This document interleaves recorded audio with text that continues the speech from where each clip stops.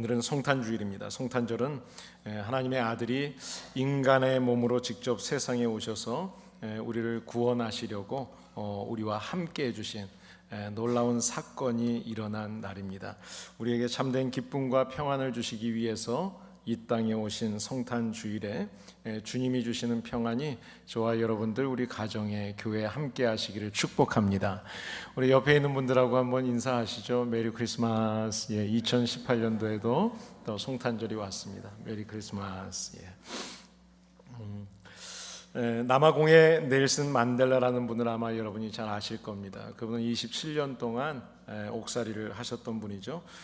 감옥에 있을 때 딸이 아기를 낳아서 아버지에게 이제 면회를 와가지고 아버님 이 아이의 이름을 지어주세요라고 했을 때 만델라가 그 아이의 이름을 Hope, 희망이다라는 그런 이름을 지어줬다고 합니다.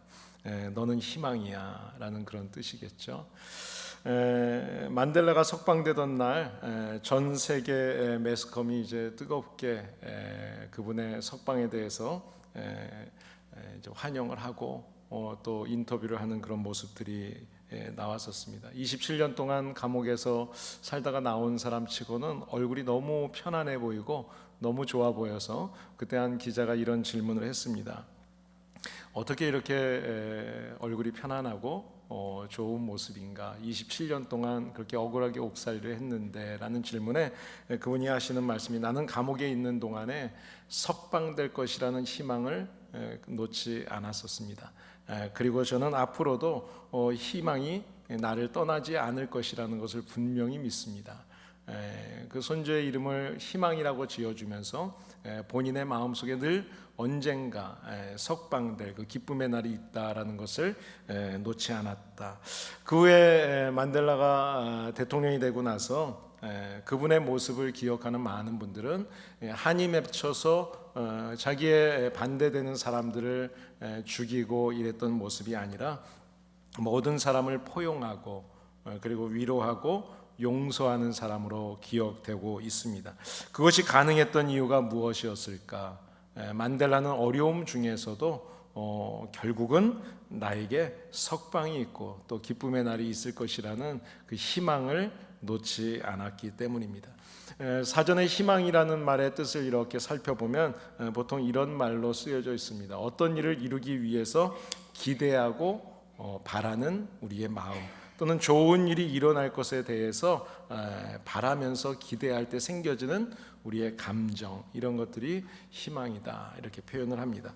우리가 학력이 좋은 학력을 갖고 있고 권세의 힘을 갖고 있고 돈을 많이 갖고 있고 명예를 얻었다 할지라도 내일에 대한 희망이 없다면 그것은 별로 가치가 없는 인생이 됩니다. 내가 아무리 지금 높은 자리에 있고 많은 것을 가졌어도 오늘 죽는다면 내일은 우리의 인생은 끝난 것이기 때문이겠죠. 그래서 철학자들은 사람은 늘 희망을 먹고 산다 그런 표현들을 많이 했습니다. 특별히 유태인이면서 사회 심리학자였던 철학자였던 에릭 프롬이라는 분은 희망이 있는 사람만이 진정한 사람이다 이런 표현을 했습니다. 희망이 있는 사람만이 진정한 사람이다. 여러분, 이 세상을 살아가는 모든 사람들은 모두가 다 무엇인가 소망하며 기대하고 기다리는 바람들이 있습니다. 더 좋은 사람을 기다리고요, 또 더 좋은 기회를 기다리고 더 좋은 소식을 기다리면서 살아가죠.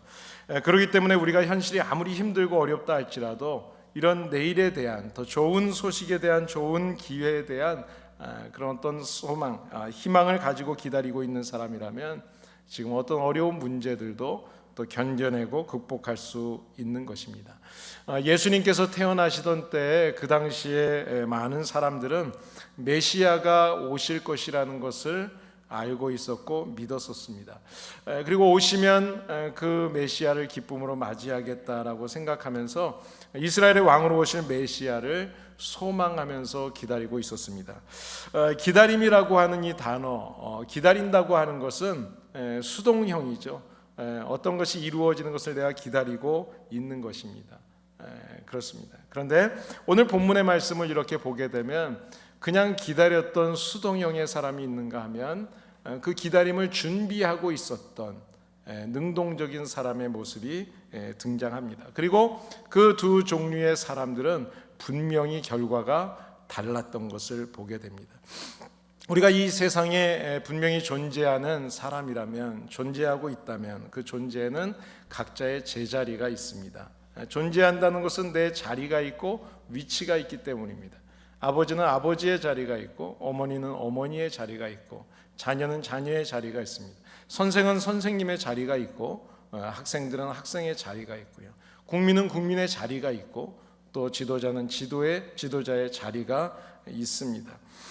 모두가 다 각각 자기의 자리를 지키고 있는 거죠. 그런데 수동적인 사람은 그 자리를 지킬 때 그저 현실에 만족하면서 그 자리를 지키는 것에 목적을 두고 살지만, 능동적인 사람은 지금 현재의 자리 너머에 더 높은 미래, 현재 이후의 내일의 삶을 소망하면서 책임을 갖고 지금의 자리로 지킬 뿐만 아니라 또 앞으로의 자리를 위해서 꿈꾸면서 소망하면서 노력하고 준비하는 것입니다.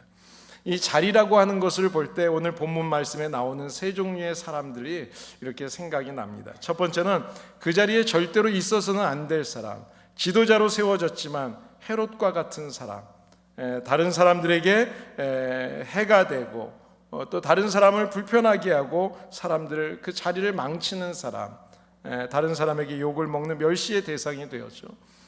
또 다른 사람이 있습니다. 제사장과 서기관들, 바리새인들, 있으나 마나한 사람, 귀한 자리가 주어졌음에도 불구하고 자기의 존재 가치와 의미에 대해서 별로 신경 쓰지 않고 그저 가만히 있는 사람들, 부끄러운 사람들의 모습입니다.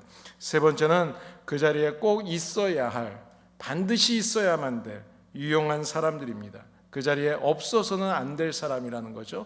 그 사람 때문에 그 자리가 빛이 나고, 그 사람 때문에 그 자리가 영광이 되고, 다른 사람들에게 인정받고 존중을 받는 사람, 오늘 본문에 등장하는 동방 박사와 같은 사람들입니다.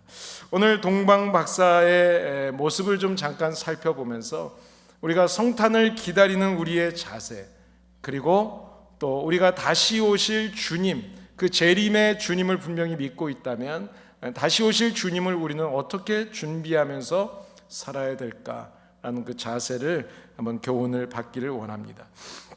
예수님이 오시기 전에 그 땅에 많은 사람들은 이미 예수님이 이 땅에 이스라엘의 왕으로 오실 것이라는, 그 메시아로 오신다는 것에 대해서 알고 있었고 그것을 사모하면서 기다리고 있었습니다. 로마로부터 압박을 받았기 때문에 그 압박 가운데서 이제 내일에 대한 기대가 없이 살아가는 삶 속에 예수 그리스도가 이 땅에 오셔서 이스라엘 왕으로 오셔서 우리에게 참된 평화를 준다, 이 소식은 그들에게 유일한 희망이었고, 그 메시아의 도래라고 하는 것은 이 서름과 압박 가운데서 유일하게 살아갈 수 있는 힘이었습니다. 그랬기 때문에 그들은 메시아의 탄생을 기다리고 있었습니다. 그 중에 대표적인 사람들, 서기관들이 있죠. 그리고 제사장들이 있고 바리새인들이 있습니다. 이 사람들은 예수님의 오심에 대해서 알고 있었고 그 아는 것에 대해서 분명히 인정하는 사람들이었습니다. 그래서 헤롯이 물어볼 때도 베들레헴에서 탄생한다, 이런 이야기를 하게 되죠. 그런데 그들 말고 또 다른 사람들, 바로 동방 박사들은 이 예수 그리스도가 오신다는 것을 알고 있었지만 그 아는 것으로 멈추지 않고 그것을 준비하며 살았던 사람들입니다. 그래서 예수님이 태어났을 때 가장 먼저 선물을 가지고 그 주님을 찾아가서 경배했던 동방 박사들은 어떤 사람들이었을까요? 그들은 예수님이 오실 것을 분명하게 믿고 사모하면서 기다렸던 사람들입니다. 동방 박사들은 장차 메시아가 태어날 징조에 대해서 특별히 별을 통해서 연구했던 사람입니다. 별에 집중을 해서 연구했던 사람들. 왜냐하면 장차 메시아가 태어나면 천체 이상이 있을 것이라고 이 사람들은 믿었어요. 민수기 24장에 보시게 되면 한 별이 야곱에게서 나오며 라는 말씀이 나옵니다. 예수 그리스도가 오실 때, 메시아가 오실 때 그 예언의 말씀을 믿고 이 별을 연구했던 사람들, 그래서 예수님의 탄생의 그 예언을 집중적으로 별을 통해서 연구했던 사람들입니다. 여러분, 별을 연구하려면 어떻게 연구해야 되죠? 대낮에 연구가 될까요? 별을 봐야죠. 그러니까 별이 뜨는 저녁 시간에, 그리고 새벽까지, 해가 뜨기 전까지 그 늦은 시간, 밤이슬 새벽을 맞으면서 그때 준비하고 기도하고 연구하고 이 별의 이상현상이 언제 일어날까, 그것을 통해서 주님의 오심을 기대하고 기다렸던 사람들, 그러는 중에 이 별이 나타납니다. 그리고 별이 움직이기 시작했습니다. 이미 준비하고 있었기 때문에 그 예물적 향금과 유향과 모략을 가지고 즉시 그 별을 따라서 나섰습니다. 그리고 예수님의 탄생 후에 가장 먼저 찾아가서 경배를 드린 사람들로 기록이 됐습니다. 기다렸고 그리고 준비되었던 것을 하나님 앞에 드릴 수 있었던 사람들. 창세기 29장에 보시면, 요즘에 우리가 새벽 예배 다시 창세기 말씀을 보고 있는데요, 야곱이 라헬을 얻기 위해서 7년이라는 긴 시간 동안을 수고를 하죠. 하루같이 보냈다고 그렇게 표현합니다. 여러분, 라헬을 사모하고 사랑했기 때문에 그 7년이라는, 임금도 받지 못하고 일하는 그 시간이 그래도 전혀 문제가 되지 않았어요. 열심히 일할 수 있었어요. 하루같이 지낼 수 있었어요. 우리가 사모하는 것이 분명하게 있다면 지금 환경이 어떻든지 그 사모함 때문에, 그 희망 때문에 우리는 지금 어려운 문제들을 극복하고 견뎌낼 수가 있습니다. 그렇습니다. 우리가 성탄절이라고 하는 것은 주님이 우리의 죄를 위해서 구원해 주시기 위해서 오신 때입니다. 우리가 다시 오실 주님을 기다리는 우리들은 그 주님을 만날 때 주님과 함께 기쁨으로 저 천국에서 하나님을 찬양하는 사람들로 우리는 서게 되는 것입니다. 그렇다면 다시 오실 주님, 그 주님이 다시 오신다는 것을 분명히 믿고 있다면 우리도 이 동방 박사들처럼 우리가 믿을 뿐만 아니라 믿음과 확신 가운데서 다시 오실 그 주님을 그 만날 때 부끄럽지 않은 모습이 될 수 있도록 우리가 능동적으로, 더 적극적으로 주님의 일에 동참하고 하나님의 뜻을 이루며 살아갈 수 있는 저와 여러분들이 되셔서 주님 다시 오실 때 기쁨으로 주님을 만나는 우리 모두가 되시기를 예수님의 이름으로 축복합니다. 두 번째로, 이 동방박사들은 예수님을 기다리는데 어떤 모습으로 기다렸는가 하면 삶의 모든 우선순위가 바로 주님이었고 하나님이었습니다. 예배였습니다. 삶의 우선순위가 분명했던 사람들이에요. 오늘 본문 2절 말씀을 보시면 동방에서 그의 별을 보고 예수님께 경배하러 왔다 그랬습니다. 우리의 인생의 삶의 가장 중요한 이유, 목적은 뭔가 하면 우리는 하나님 앞에 예배 드리는 사람들입니다. 그래서 하나님은 우리를 구원해 주시고 가장 먼저 출애굽시킨 백성들에게 예배를 가르쳐 주시죠. 하나님을 예배하는 사람들. 동방박사들은 그 시대에 사제 계급의 아주 지도층에 있는 사람들이었다고 합니다. 그런데요, 메시아 탄생의 예언을 믿고 그리고 별을 연구하다가 이상한 별이 나타나니까 즉시 준비되었던 선물을 들고 고향을 떠나서 예루살렘까지 별을 따라서 나가게 됩니다. 그리고 예루살렘의 왕궁에 가게 됩니다. 의심 없이 왕궁으로 갔어요. 왜 그랬을까요? 여러분, 이스라엘의 왕이 온다면, 왕이 태어나신다면 어디에서 태어나겠어요? 예루살렘 왕에서 태어나겠죠. 왕궁에서. 그러니까 그곳을 향해서 나아가는 거예요. 그리고 헤롯에게 가서 이스라엘에 태어난 왕이 어디에 계시느냐 묻는 것입니다. 그때 헤롯은 알 리가 없는 거죠. 금시초문이었어요. 그래서 오히려 왕이 태어난 것, 그것을 알게 되거든 찾거든 나에게 알려달라고 이야기합니다. 다시 별을 따라서 가는데 그곳이 베들레헴이었습니다. 여러분, 여기 동방에서 베들레헴까지 갔다고 했는데요, 동방이라고 하는 곳은 지금 페르시아를 이야기합니다. 이라크와 이란의 국경지역. 여러분이 중동을 가보신 분들은 아시겠지만 티그리스와 유프라데스 강 사이를 이야기하는 겁니다. 여기 동방에서부터, 이 페르시아에서부터 지금 예루살렘을 거쳐서 그 인근의 이웃의 베들레헴까지 가는 길은 지금으로 이야기하면 1000마일 정도가 되는 길입니다. 1600km가 되는 길. 그 먼 길을 40일 동안 그 주님을 만나기 위해서 그 별을 따라서 지금 가고 있는 거예요. 아라비아 사막 지역, 죽음의 길이라고 하는 그 사막을 지나고, 그리고 짐승에, 그리고 강도에, 그리고 전갈에 어떤 여러 가지 위험들이 있었겠죠. 목마름과 허기짐과 피곤함이 있었을 것입니다. 근데 그것을 모두 다 뒤로하고 그 모든 어려움을 겪으면서 이스라엘의 왕으로 오실 하나님의 아들, 그 메시아가 태어난 곳을 향해서 나아갔습니다. 자, 그런데 예루살렘 왕궁이 아니라 가보았더니 초라한 마구간이었어요. 하나님의 아들이 태어나는데 누가 마구간에서 태어날 것이라고 상상이나 했겠습니까? 이스라엘을 구원할 구원자가 오시는데. 자, 그런데요, 그 모든 위험을 감수하고 1000마일까지 갔는데, 그런데 낙심하지 않았어요. 그 확실한 믿음이 있었기 때문에 그 별이 멈춰진 그곳에 있는 마리아와 예수님, 아기 예수님을 보고 그 아기 예수님 앞에 경배를 드렸습니다. 예배를 드렸습니다. 여러분, 이 동방박사들의 모습을 보면서 우리는 예배의 자세를 좀 배우게 됩니다. 우리가 예배 드릴 때 어때요? 날씨가 좀 추운데 히로가 안 켜져 있으면 춥다고 불평하고, 날씨가 좀 더운데 에어컨이 잘 작동이 안 되면 덥다고 불평하고, 뭐 의자가 이래서 불편하고, 뭐 주차장이 어때서 불편하고, 우리는 예배를 이야기할 때마다 많은 부분 불편한 것들을 찾죠. 그런데 동방박사는 지금 1000마일이 되는 거리를, 그 모든 위험을 뒤로하고 왔습니다. 그들이 기대했던 예루살렘 왕궁이 아니었지만 그 마구간에서 그 주님 앞에 예배를 드리고 돌아갑니다. 우리가 하나님을 섬기고 예배하는 데 있어서 때로는 시간의 헌신, 때로는 우리의 물질의 헌신, 또는 고생하면서 인내의 수고가 우리에게 필요할 때가 있습니다. 이 모든 것을 통해서 우리는 하나님 앞에 예배를 드리는 거죠.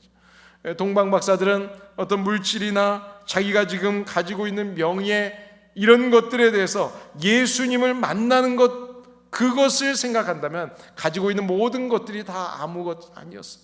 다 뒤로 하고 주님을 만나기 위해서 그 험한 길을 끝까지 주님을 향해서 나아갔던 사람들, 불평하지 않고 원망하지 않고, 이렇게 우리가 고생하고 왔는데 마구간에 있다는 게 뭐 정말 이분이 예수님이신가라고 불평하고 원망한 것이 아니라 그 주님 앞에 엎드려 경배했던 사람들. 여러분, 우리의 예배의 자세는 어떻습니까? 우리가 예배당에 오면 그래도 좀 거룩하게 예배를 드리죠. 그렇지만 여러분, 삶 속에서는 어떻습니까?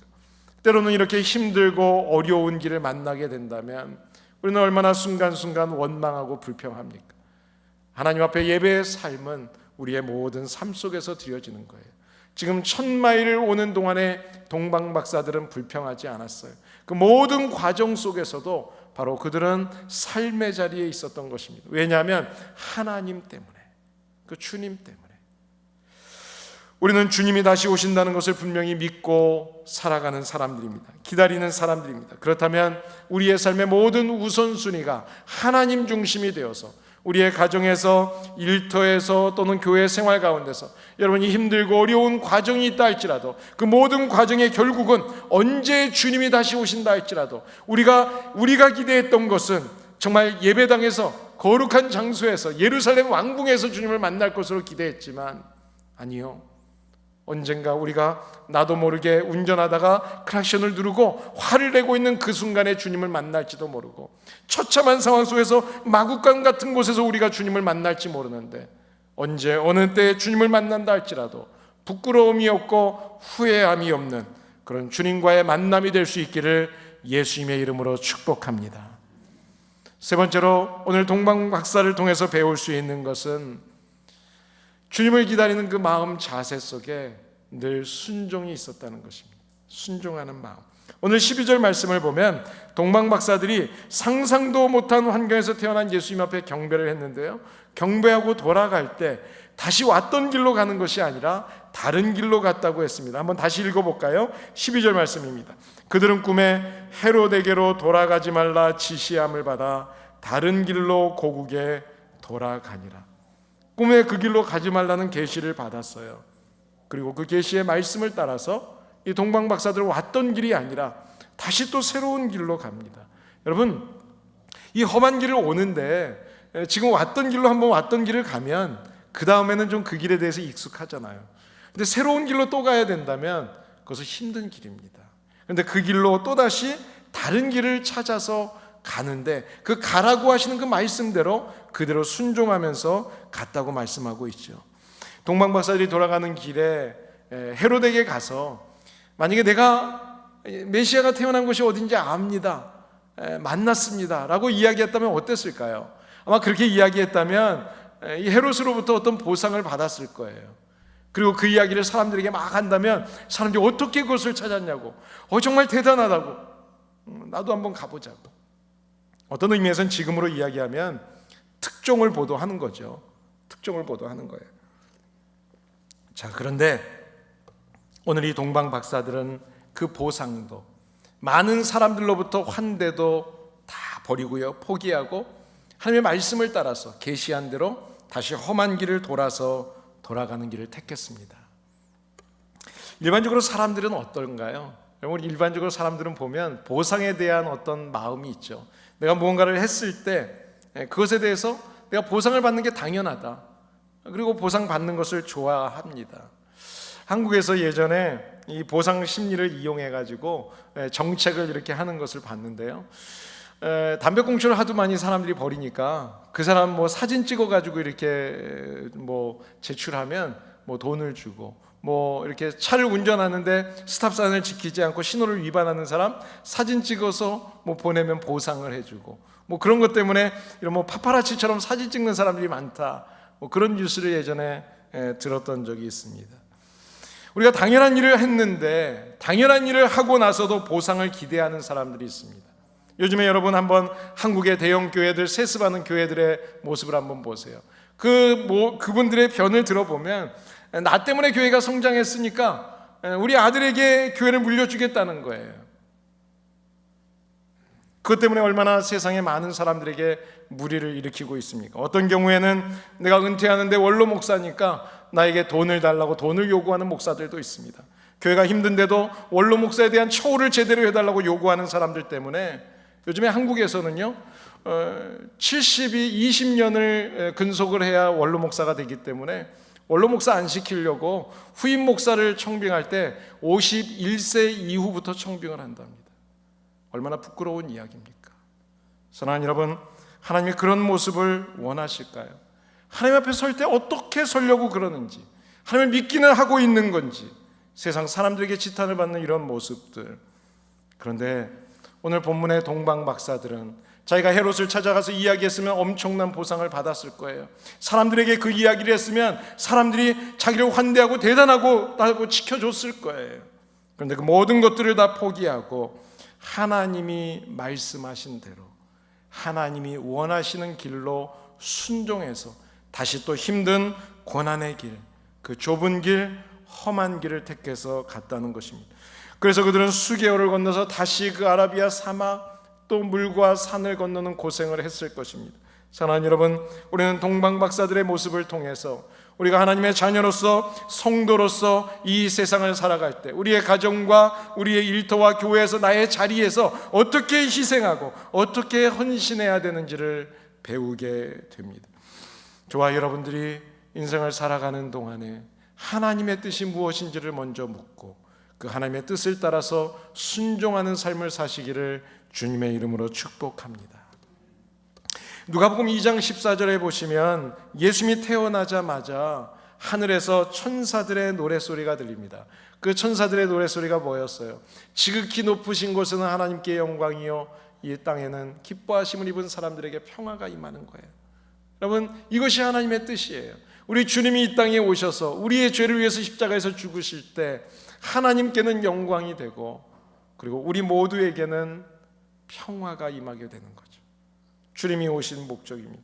하나님께서는 약속하신 그대로 하나님께는 영광, 땅에는 평화를 주시기 위해서 예수님을 보내주셨습니다.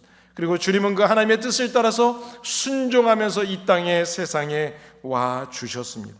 그런데 그렇게 기다리던 메시아가 이 땅에 오셨지만 사람들은 그저 수동적으로 기다리면서 그 주님이 오심을 알지 못했습니다. 다만 그 주님이 오실 것이라는 것을 확실히 믿을 뿐만 아니라 수동적인 자세가 아니라 능동적으로 주님을 어떻게 맞이해야 될지 준비하며 기다렸던 몇 사람, 그 사람들에게만 조용히 알려주시고 호련히 주님은 이 땅에 오셨습니다. 성탄절은 그 아기 예수님으로 오신 그리스도의 탄생을 축하하며 감사하고 경배하고 찬양하는 날입니다. 그뿐만 아니라 오늘 성탄절을 맞이하는 우리들에게 우리는 다시 오실 주님, 그 재림의 주님을 생각하면서 주님이 다시 오신다는 것을 분명히 약속하셨기 때문에 그 주님이 다시 오신다면 어떤 자세로, 어떤 마음으로 주님을 맞이할 것인지 결심하고 점검하는 시간이 성탄절입니다. 올해 맞이하는 2018년도 성탄절이 저와 여러분들이 주님을 재림의 주님으로 만나게 될 때, 내 인생이 끝나고 만나게 될지, 아니면 내가 살아있을 때 주님을 만나게 될지 모르지만 언젠가 주님을 만나게 될 때 그 주님 앞에서 부끄러움이 없이 설 수 있는 그 준비하는 자세, 그 시간이 될 수 있기를 바랍니다.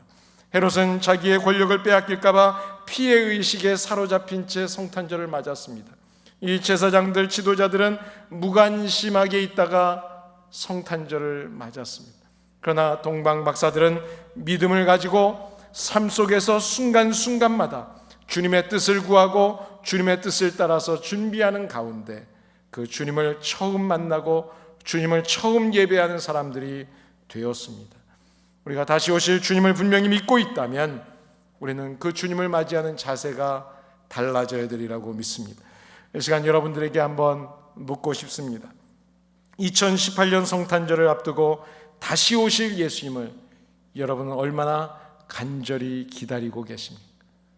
아니 10년, 20년 손주의 손주를 보면서도 오래 살고 싶으십니까?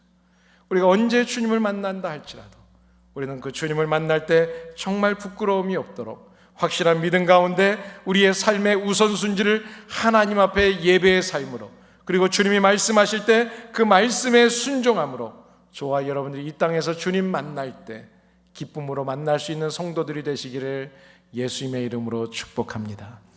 여러분, 25일이 무슨 날이죠? 25일이 무슨 날인지 몰라요? 성탄절입니다. 오늘 우리가 성탄 주일을 지키는 날입니다.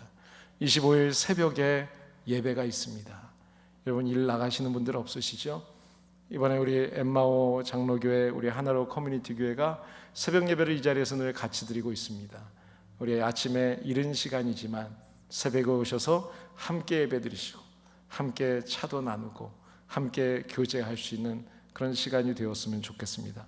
우리 25일 새벽에 정말 예배를 사모하는 마음으로 오셔서 주님 만나시는 복된 성탄절이 되시기를 예수님의 이름으로